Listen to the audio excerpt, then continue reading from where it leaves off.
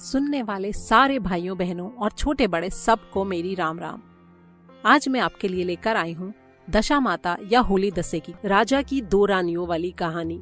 कहानी शुरू करने से पहले हमेशा की तरह एक छोटी सी रिक्वेस्ट, अगर आपने मेरे चैनल को अभी तक सब्सक्राइब नहीं किया है तो प्लीज इसे सब्सक्राइब करें, दोस्तों और परिवार वालों के साथ शेयर करें और घंटी वाला बटन दबाना ना भूलें ताकि आने वाले हर नए वीडियो की नोटिफिकेशन पहले ही आपको मिल जाए। और हाँ, एक बात और, अगर आप किसी भी तरह के जाप या पाठ की कोई भी किताब खरीदना चाहते हैं और ये आपके एरिया में आपको नहीं मिल रही है तो इसे आप मेरे Amazon स्टोर से खरीद सकते हैं। उसका लिंक मैंने नीचे डिस्क्रिप्शन में दिया है, जहां पर आपको हर तरह की जाप और पाठ की किताबें मिलेंगी। अगर आपकी पसंद की किताब स्टोर में उपलब्ध नहीं है तो प्लीज कमेंट्स में मुझे बताएं और मैं उस किताब को ढूंढकर स्टोर में आपके लिए डाल दूंगी। इसके अलावा गणगौर और नवरात्रि की पूजा के लिए किसी भी तरह का अगर कोई सामान आप खरीदना चाहते हैं तो उसका भी लिंक मैंने अलग से डिस्क्रिप्शन में दिया है। अगर आप रोज की पूजा का कोई सामान खरीदना चाहते हैं तो उसका अलग लिंक डिस्क्रिप्शन में दिया हुआ है। और अगर आपके घर में शादी विवाह या दूसरा कोई फंक्शन या पूजा या समारोह है तो उसके लिए भी मैंने एक अलग से एक स्टोर बनाया है। Amazon पर हजारों जो चीजें अवेलेबल हैं उनमें से मैंने छांट कर बहुत ही रीजनेबल और अच्छी क्वालिटी और उचित दाम वाली चीजें चुनकर मैंने आपके लिए ये लिंक तैयार किया है। तो अगर आपको इनमें से रोज की पूजा, किसी खास त्योहार की पूजा, शादी विवाह या किसी अन्य तरह के सामान की जरूरत हो तो आप उनके अलग अलग लिंक्स पर जाकर वहां से ये सामान खरीद सकते हैं। तो आइए शुरू करते हैं राजा की दो रानियों वाली कहानी। गणेश जी की कहानी अंत में दी गई है। एक राजा था, उसकी दो रानियां थीं। बड़ी रानी के संतान नहीं थी, छोटी रानी के पुत्र था। राजा छोटी रानी और राजकुमार को बहुत प्यार करता था। ये देखकर बड़ी रानी छोटी रानी से ईर्ष्या करती थी। बड़ी रानी राजकुमार के प्राण हर लेना चाहती थी। एक दिन राजकुमार खेलता खेलता बड़ी रानी के चौक में चला गया। बड़ी रानी ने उसके गले में एक काला सांप डाल दिया। छोटी रानी दशा माता का व्रत करती थी और राजकुमार दशा माता की कृपा से ही उसे प्राप्त हुआ था। अब भी दशा माता की कृपा से राजकुमार के गले से सांप बिना नुकसान पहुंचाए वापस चला गया। दूसरे दिन बड़ी रानी ने लड्डुओं में जहर मिलाकर राजकुमार को खाने के लिए दिया। राजकुमार जैसे ही लड्डू खाने लगा तो दशा माता एक दासी का रूप धारण करके वहां आई और राजकुमार के हाथ से लड्डू छीन लिया। बड़ी रानी का ये वार भी खाली गया। अब रानी को बड़ी चिंता हुई कि कैसे भी करके राजकुमार को मारना ही है। तीसरे दिन जब राजकुमार फिर से बड़ी रानी के आंगन में खेलने गया तो रानी ने उसे पकड़कर गहरे कुएं में धकेल दिया। ये कुआं बड़ी रानी के आंगन में बना था, इसलिए किसी को भी पता नहीं चला कि राजकुमार कहाँ गया। लेकिन जैसे ही बड़ी रानी ने राजकुमार को कुएं में धकेला तो दशा माता ने उसे बीच में ही रोक लिया। इधर दोपहर हो जाने पर भी जब राजकुमार वापस नहीं लौटा तो राजा और छोटी रानी को चिंता सताने लगी। दशा माता को भी इस बात की चिंता हुई कि राजकुमार को उसके माता पिता के पास कैसे पहुंचाया जाए। राजकुमार को तलाश करने निकले कर्मचारी उसे हर जगह ढूंढकर आखिरकार निराश होकर बैठ गए। राजा और छोटी रानी पुत्र के शोक में रोने लगे। तब दशा माता ने भिखारी का रूप धारण किया और राजकुमार को गले से लगाए राजद्वार पर पहुंची। वो राजकुमार को एक वस्त्र में छिपाए हुए भिक्षा मांगने लगी। सिपाहियों ने उसे दुत्कार दिया और बोले, तुझे भिक्षा की पड़ी है और यहाँ हमारा राजकुमार खो गया है। सारे लोग दुख और चिंता से व्याकुल हो रहे हैं, जा यहाँ से।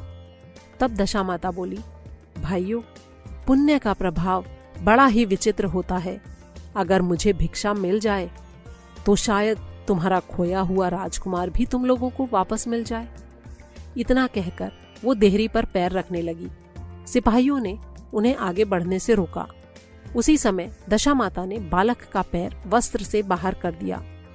सिपाहियों ने समझा कि कुंवर उसके हाथों में है, इसलिए उन्होंने उसे अंदर जाने दिया। दशा माता कुंवर को लिए हुए अंदर चली गई। उसने राजकुमार को चौक में छोड़ दिया और वापस जाने लगी, परंतु रानी ने दशा माता रूपी भिखारिन को देख लिया था। उसने आवाज लगाई और कहा, खड़ी रहो वहीं, कौन हो तुम? तुमने 3 दिन मेरे बेटे को छिपा कर रखा था, तुमने ऐसा क्यों किया? बताओ, जवाब दो, तुम्हें मेरे इस प्रश्न का उत्तर देना ही होगा। दशा माता उसी समय ठहर गई। उन्होंने बताया, मैं तुम्हारे पुत्र की चोरी करने वाली नहीं हूँ, मैं तो तुम्हारी आराध्या देवी दशा माता हूँ। मैं तुम्हें सचेत करने आई हूँ कि बड़ी रानी तुमसे ईर्ष्या करती है। वो तुम्हारे पुत्र के प्राण हर लेना चाहती है।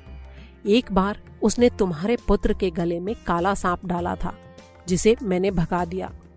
दूसरी बार उसने तुम्हारे राजकुमार को जहर के लड्डू खाने को दिए, उन्हें भी मैंने उसके हाथों से छीन लिया। इस बार उसने तुम्हारे राजकुमार को अपने आंगन के कुएं में धकेल दिया और मैंने उसे बीच में ही रोककर उसकी रक्षा की। इस समय मैं भिखारिन के वेश में तुम्हें सचेत करने आई हूँ। ये सुनकर छोटी रानी दशा माता के पैरों में गिरकर क्षमा मांगने लगी और विनीत भाव से बोली, जैसी कृपा आपने मुझ पर दर्शन देकर की है, मैं चाहती हूँ कि आप हमेशा इस महल में निवास करें। मुझसे जो भी आपकी सेवा पूजा होगी मैं करूंगी। तब दशा माता बोली, मैं किसी के घर में नहीं रहती। जो श्रद्धा पूर्वक मेरा ध्यान और स्मरण करता है, मैं उसी के हृदय में निवास करती हूँ। मैंने तुम्हें साक्षात दर्शन दिए हैं, इसलिए तुम सुहागिनों को बुलाकर उन्हें यथाविधि आदर सत्कार के साथ भोजन कराओ और नगर में ढिंढोरा पिटवा दो कि सभी लोग मेरा डोरा लें और व्रत करें। इतना कहकर दशा माता अंतर्ध्यान हो गई। रानी ने अपने राज्य की सभी सौभाग्यवती स्त्रियों को निमंत्रण देकर बुलाया और उबटन से लेकर शिरोभूषण श्रृंगार कर उनकी यथाविधि सेवा कर उन्हें भोजन करवाया और दक्षिणा में गहने आदि देकर विदा किया। उसके बाद रानी ने राज्य में ढिंढोरा पिटवा दिया कि अब से सब लोग दशा माता का डोरा लिया करें। दशा माता ने जैसे राजकुमार की रक्षा की, वैसे सबकी रक्षा करें। जय हो दशा माता। गणेश जी की कहानी। प्राचीन समय की बात है। एक सास बहू थी। सास बड़ी ही दुष्ट थी और अपनी बहू को ठीक से खाना नहीं देती थी। बहू को भूख लगती, लेकिन वो क्या करती? उसने उसके लिए एक तरीका सोचा। जब वो नदी पर पानी भरने जाती तो घर से सास से छुपाकर थोड़ा सा आटा ले जाती। वहां नदी से पानी लेकर आटे को गूंथ लेती। नदी के सामने ही गणेश जी का मंदिर था। वहां पर जाके वो मंदिर के दीपक से घी लेती और भोग में से थोड़ा सा गुड़ ले लेती। फिर पास के शमशान में जाकर उस गुंथे हुए आटे की एक बाटी सेक लेती और बाटी में गणेश जी के मंदिर से लिया हुआ घी और गुड़ मिलाकर उसका चूरमा बनाती। फिर गणेश जी के भोग लगाकर खा लेती। ऐसा करते करते बहुत दिन हो गए। गणेश जी को ये सब देख के बड़ा ही आश्चर्य हुआ और उन्होंने अपनी नाक पर उंगली रख ली। दूसरे दिन जब मंदिर के पट खुले तो लोगों ने देखा कि गणेश जी ने नाक पर उंगली रखी हुई है। मंदिर में लोगों की भीड़ इकट्ठी हो गई। सब लोग हैरान थे कि आखिर ऐसी क्या बात हो गई जो गणेश जी ने नाक पर उंगली रखी हुई है। मंदिर के पुजारियों और बड़े बुजुर्ग समझदार लोगों ने बहुत तरह तरह के उपाय किए कि किसी तरह गणेश जी अपनी नाक से उंगली हटा लें, लेकिन गणेश जी ने उंगली नहीं उतारी। तरह तरह के हवन पूजा किए गए, लेकिन फिर भी कोई फायदा नहीं हुआ। तब उन्होंने आसपास के सारे गांवों में भी कहलवा दिया कि जो भी गणेश जी की नाक से उंगली हटवाएगा उसे राजा जी सम्मानित करेंगे। बहुत से लोग आए और उन्होंने तरह तरह के उपाय किए, लेकिन गणेश जी ने नाक से उंगली नहीं हटाई। तब एक दिन बहू ने अपनी सास से कहा, सासू जी मैं कोशिश करती हूँ। तब सास बोली, इतने बड़े बड़े लोगों ने तो कोशिश कर ली, तू क्या करेगी? तेरे करने से क्या होगा? तू कहाँ की अकलमंद आई है जो तेरे कुछ करने से गणेश जी नाक से उंगली हटाएंगे? लेकिन बहू बोली, नहीं माता जी, मैं एक बार कोशिश करके तो देखती हूँ। वो मंदिर गई और उसने जाकर पुजारी से कहा कि मैं गणेश जी की नाक से उंगली हटवा सकती हूँ। जैसे ही इस बात का पता चला, वहाँ बहुत से लोग इकट्ठे हो गए कि देखें ये क्या करती है। बहू घूंघट निकालकर मंदिर के अंदर गई, भगवान के आगे पर्दा लगा दिया और गणेश जी से बोली, मैं अपने घर से आटा लाती, लोगों का चढ़ाया हुआ घी गुड़ लेती, शमशान में बाटी सेकती, तो इसमें तुम्हारे पेट में क्यों दर्द हुआ? तुमसे मैंने क्या ले लिया जो तुम नाक पर उंगली रखकर बैठे हो? इतने दिन से लोगों को परेशान करके रखा है, चलो उंगली उतारो। उसकी ये बात सुनकर गणेश जी को हंसी आ गई। उन्होंने सोचा कि कह तो ये ठीक ही रही है।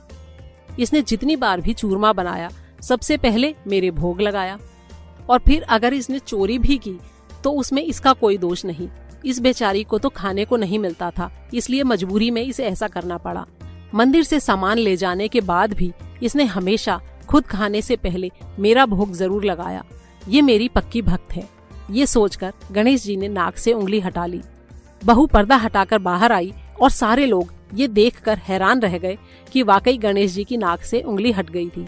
तब उन्होंने कहा, अरे बहू, तूने उंगली कैसे हटवाई? तू तो बड़ी जादूगरनी है।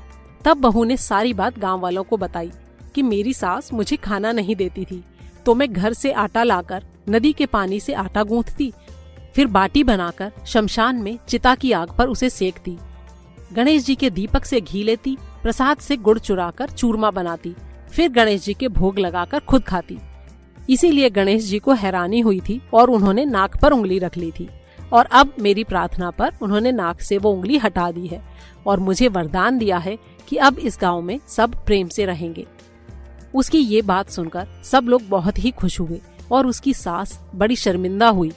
उसने बहू को गले लगा लिया और बोली, मुझे माफ कर दो बहू, आगे से मैं तुम्हारे खाने पीने का पूरा ध्यान रखूंगी। हे गणेश जी महाराज, जैसे आपने उस बहू पर कृपा की, वैसे ही सब पर अपनी कृपा बनाए रखना। बोल गणेश जी महाराज की जय।